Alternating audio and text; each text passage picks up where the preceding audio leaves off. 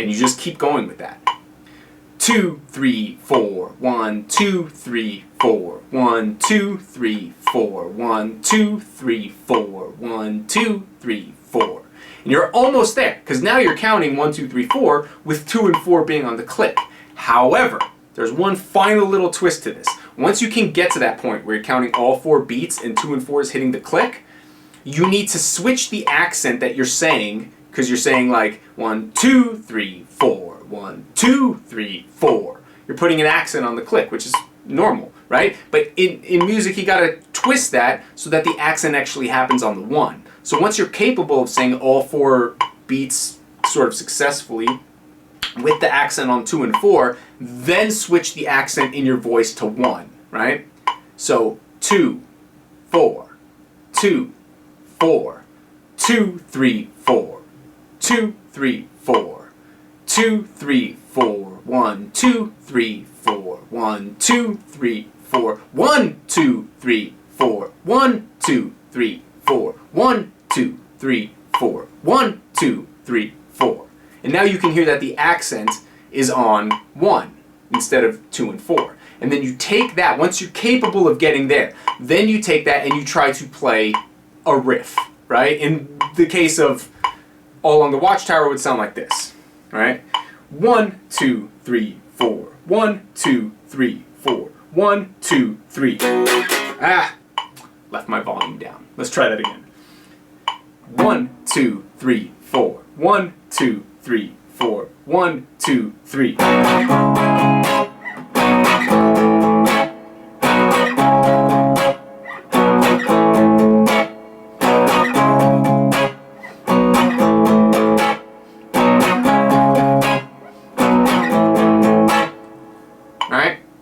So, being able to do this is really, really, really valuable. It's one of the most valuable things you could possibly do as a musician, is learn how to play on beats 2 and 4, tap your foot on beat 2 and 4, hear everything on beat 2 and 4, because it'll tighten up your entire groove, it'll stop you from rushing, it'll stop you from lagging, it'll keep this heavy accent on beat 2 and 4, right? If you watch people clap along to music, you know, like 1, 2, 4, ba ba da da da da da da dun dun, right? They're clapping on beat 2 and 4 if they have a good internal sense of rhythm. So if we were to do this on another song, right? If we were to do this, like, say, on Michael Jackson, Beat It.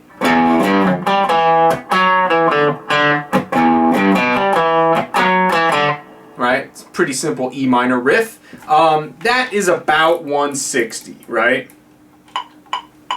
Ba ba da ba bum da no no no no no no no no no no.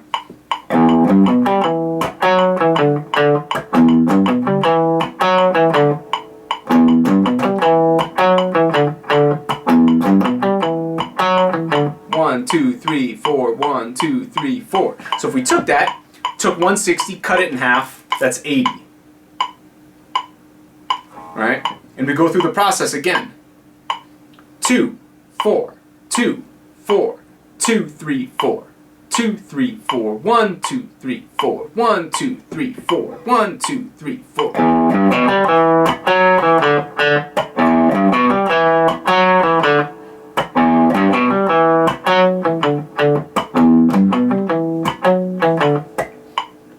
Alright? So now I'm able to play da ba da da da da da da da ba da da da da da da, as opposed to da ba da ba ba ba ba ba ba. Right? This bam bam bam bam bam creates in your playing an accent on every beat.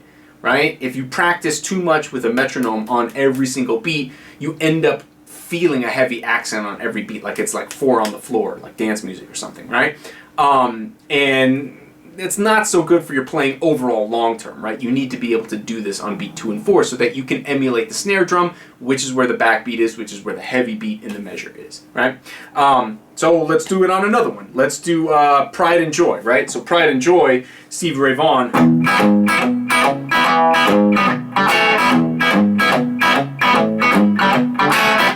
Right, that kind of boom.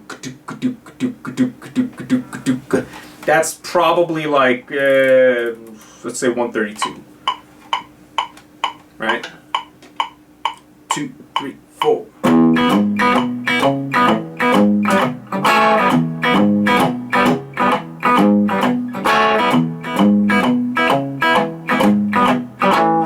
Right? That's all well and good, but if we cut that in half, we're at, what is that?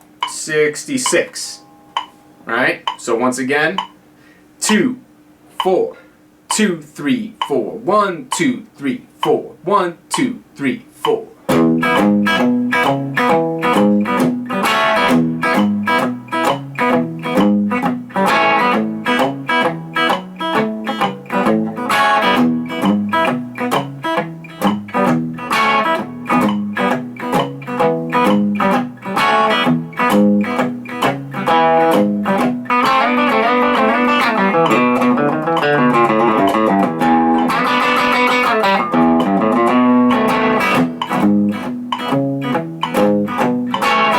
Right? So you can really feel that, right? And you end up getting this super tight pocket. And you could do this with like anything, like literally any riff you want, you know? I mean, you could take like a Metallica riff.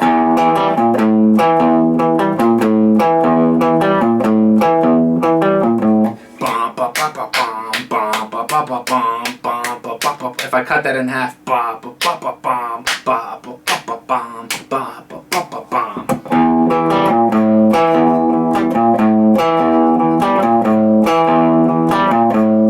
right? And you have da da da da da da da da, right? You can feel what happens to the beat. It automatically like sits a little harder on the back of the beat. That's why like the 2 and the 4 is called the backbeat.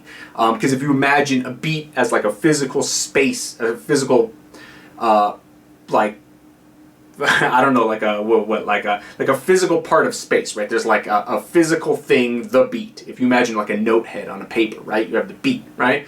You could play in the very center of the beat, you could play on the front of the beat, or you could play way on the back of the beat, right? And what learning how to do this metronome practice does is allows you to stop rushing and stop getting there too early and play anywhere from the center of the beat to the back of the beat, right? Which is more desirable because you sit a lot harder in the pocket and everyone ends up grooving a lot tighter in the band. Even if you're playing alone with a backing track or alone to yourself, you know, whatever it is, you'll notice that if you can do this, if you can not only play with a metronome on beat 2 and 4, but learn to internalize the beat, meaning, you know how you tap your foot when you play? Instead of tapping your foot on every beat, if you tap your foot on 2 and 4, you end up having this sort of heavier drop and this heavier accent only on 2 and 4 instead of an accent on every note. It will change your playing, but it will be very difficult to do. It took me a long time to learn how to do it when I tried. And all my students that I teach, they're able to do it, but it does take a significant amount of practice. So try doing it verbally, like I said, before you even try to implement it in your playing, and then slowly but surely implement it, and it will work, and it will change your playing forever. You will be much improved for having done this, I swear. Right? And if you have trouble, please feel free to email me, DM me, whatever the case may be. Check out maxrichmusic.com. Tons of articles and newsletters and stuff up there. Free theory, free technique lessons and stuff like this. And if you're feeling so inclined, please hit that donate button on the website because it does help me create content for free and help keep the content flowing for you guys to help you get better. So, thanks for watching.